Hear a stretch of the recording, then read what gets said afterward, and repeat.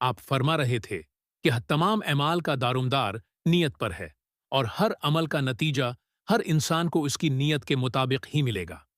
پس جس کی ہجرت ترک وطن دولت دنیا ہے حاصل کرنے کے لیے ہو یا کسی عورت سے شادی کی غرض سے ہو، پس اس کی ہجرت انہی چیزوں کے لیے ہوگی جن کے حاصل کرنے کی نیت سے اس نے ہجرت کی ہے۔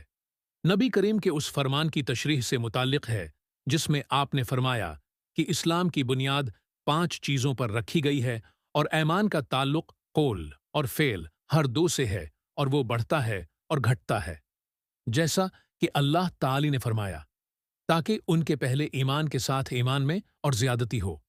سورۃ فتح 4 اور فرمایا کہ ہم نے ان کو ہدایت میں اور زیادہ بڑھا دیا۔ سورۃ الکہف 13 اور فرمایا کہ جو لوگ سیدھی راہ پر ہیں ان کو اللہ اور ہدایت دیتا ہے۔ سورۃ مریم 76 اور فرمایا کہ وہ جو لوگ ہدایت پر ہیں ان کو اللہ اور ہدایت دیتا ہے۔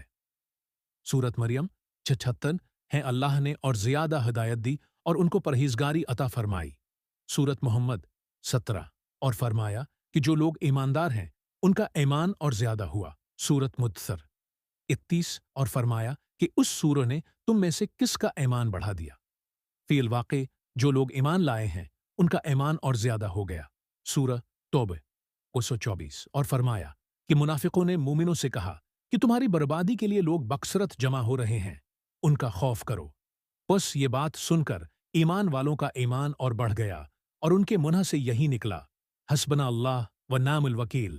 سورۃ آل عمران 173 اور فرمایا کہ ان کا اور کچھ نہیں بڑھا، ہاں ایمان اور اطاعت کا شیوا ضرور بڑھ گیا۔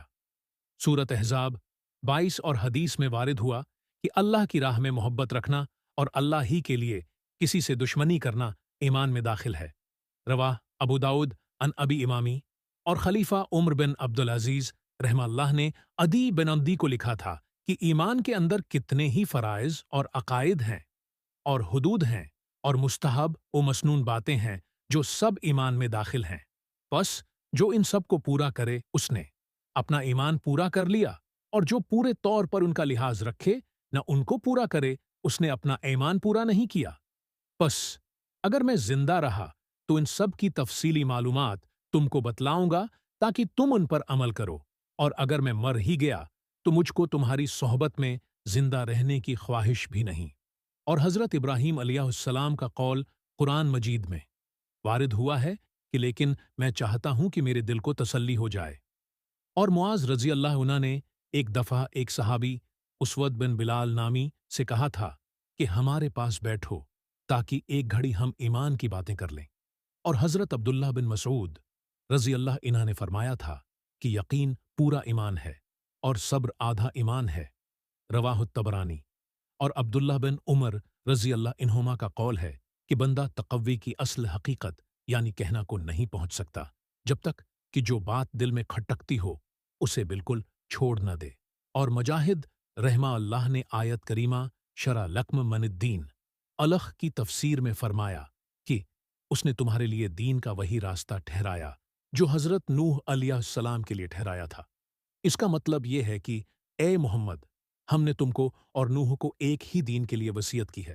اور حضرت عبداللہ بن عباس رضی اللہ عنہما نے آیت کریمہ شرعۃ و منہاجہ کے متعلق فرمایا کہ اس سے سبیل سیدھا راستہ اور سنت نیک طریقہ مراد ہے۔ اور سورہ فرقان کی آیت میں لفظ دعا کم کے بارے میں فرمایا کہ ایمان کم اس سے تمہارا ایمان مراد ہے۔